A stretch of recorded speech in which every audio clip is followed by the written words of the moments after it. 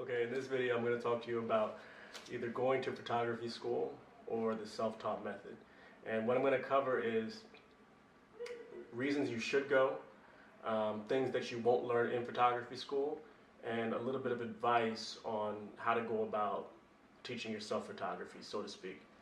Now, as far as reasons you should go, I've seen the portfolios of people in their mid-20s who've graduated from formal photography school, and what I'll say is that you're going to come out of photography school proficient at photography, meaning you're going to understand exposure, composition, probably how to use studio lights, how to use multiple lights, and you're gonna get enough reps in, to use a sports metaphor, that you'll come out essentially knowing what you're doing. So you could do product photography, you can shoot fashion, etc.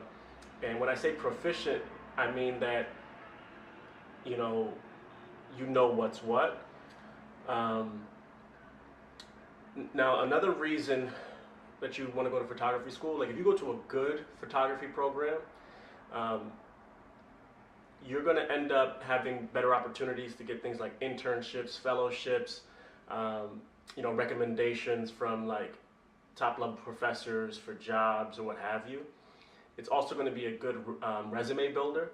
So if you're somebody who thinks that you wouldn't mind assisting at a photography studio, or sort of going the formal career route, like maybe one day you'll be a photography teacher or what have you, like I'd say if you're gonna go like a formal route as far as your career is concerned, then photography's like a really good photography program. I don't mean just like any school, some place where there are good outcomes as far as internships and connections within the industry, then it would make sense for you to go to photography school. Now, what photography school won't teach you is how to have a personal style, how to run a business, and how to make your images have soul. So that's something that you're going to have to figure out on your own, and a lot of self-taught photographers have to figure out the same thing. So just a little bit of advice about going the self-taught route. Not only is there a ton of information like on YouTube as well as other websites, there are forums. Like one of the forums that I went to when I started in photography was the forum of Model Mayhem. One good thing about that is that you can see the photographer's work who's giving advice within the forum. So a lot of times people can come out there and they just want to stroke their ego by giving advice or reprimanding people in certain ways. But you can see like the proof in the pudding when certain photographers, and you'll find that the photographers with the best work have like the least ego and vice versa, right? So if you're going to go to self-taught route, one thing to consider is that when you're self-taught, you end up developing a bag of tricks, and eventually you have enough tricks in your bag that you become a proficient photographer. Just to give you a quick example, what I mean by bag of tricks is you may learn how to do butterfly lighting for a beauty image, where it's your key light above the subject and a reflector underneath, right? Or maybe you can call it clamshell lighting. I think it's another term for it. So that's like one trick in your bag. You can't really call yourself a photographer because you can do that.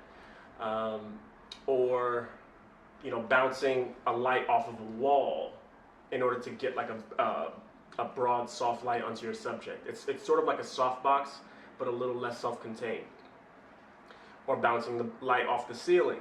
So when I say bag of tricks, this is like like a magician has pull a rabbit out of a hat, or make a card disappear, or what have you. So you have all these little things that you're adding to your arsenal, and you're trying to get good at each and every one of them. And these can be like your go-tos, like your bread and butter things that you can take a model out and shoot them, or understand lighting, like indirect lighting from under a bridge or a tunnel or in the shadow of a building. So once you develop this bag of tricks, eventually you have the confidence, and you actually start seeing light differently. And sorry, one thing I should stress is that you really should be learning the fundamentals about exposure and how to shoot with your camera on manual settings. Okay, a lot of people want to skip past that because it seems boring, and like a lot of creative people don't want to get into like the numbers or like the technicality of it. But that's not just something that you can just wing through. All right.